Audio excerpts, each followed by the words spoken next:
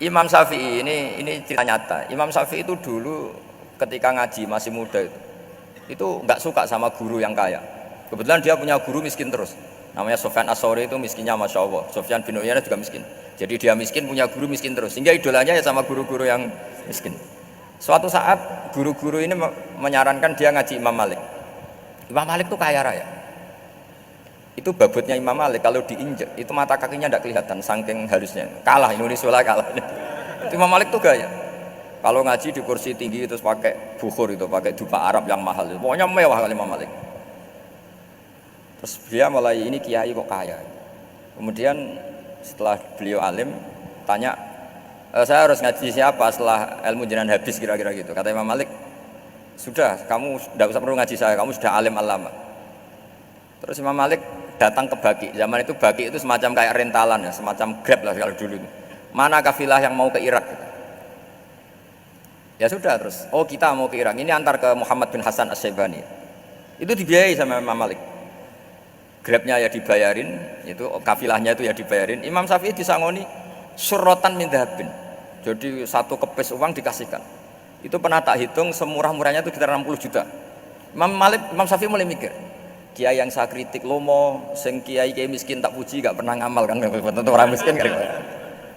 Setelah datang ke Muhammad bin Hasan As-Syaibani, beliau itu pakar usul fikih, muridnya Abu Hanifah. Beliau al-usuli, pakar usul fikih.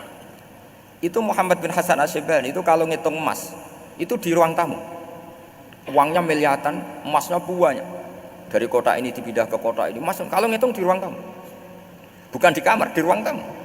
Imam Syafi'i tambah kaget. Imam Malik kayak gitu sudah saya soal, malah ini kaya raya. Setelah Imam Syafi'i kelihatan kaget, digojlek sama Muhammad bin Hasan As-Syaibani karena beliau senior. Atajabu min hadza, kamu aneh melihat ini? Iya. Kenapa? Ulama kok kaya raya. Terus kata Muhammad bin Hasan, ya sudah, uang ini tak kasihkan orang-orang fasik, binti gue demenan, gue nyabu, gue macam-macam. Oh jangan, nanti dipakai maksiat. Oh jenengan mawon sing suka. Semenjak itu Imam Syafi'i rubah. Jadi kalau kampus ini ingin akreditasi A, ingin mulia, ingin apa, kamu ridho kalau yang punya prestasi seperti itu adalah orang-orang fasik. Ridho enggak? Enggak kan? Maka didoakan ini. Nah itu namanya berpikir secara usuli. Kamu jangan hanya nuruti karena berpikir waroi terus kamu benci kekayaan, benci pangkat, benci apa, enggak bisa seperti itu. Karena pangkat dan kekayaan ketika dikelola secara kesolehan maka akan menjadi energi positif yang luar biasa. Semenjak itu Muhammad bin Hasan As-Syaibani berhasil mendidik Imam Syafi'i. Sampai akhirnya keterusan Imam Syafi'i berpendapat kalau orang Islam bisa bikin rumah tingkat kok punya rumah reot itu haram kata. Akhirnya keterusan.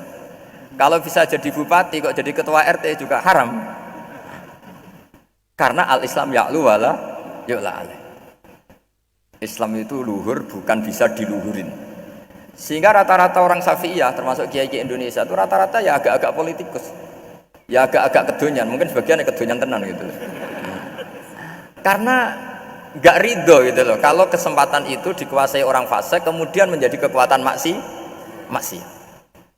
Coba kalau bupati itu orang yang fasik. Kemudian programnya supaya rakyat seneng semalaman dangdutan yang purno misalnya. Supaya rakyat seneng dibolehkan dugem, dibolehkan judi. Tapi kalau yang jabat orang soleh kan ada beberapa perda yang menolak penyakit apa? Masyarakat. Jadi kamu jangan melihat bahwa kepangkatan ini hanya sebagai alat korupsi, alat otoriter, enggak. Asal kena orang soleh, maka ini menjadi energi kesolehan atau energi positif. Sebab itu ketika Allah muji para nabi yang soleh, diantaranya disifati apa?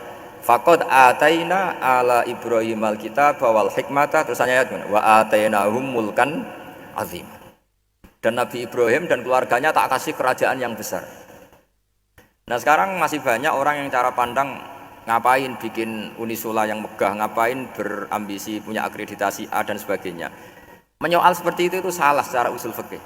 Karena secara usul fikih kesempatan yang baik tentu harus diperjuangkan oleh orang-orang yang soleh. Karena ini supaya jadi otoritas yang positif. Itu dulu ada latihannya.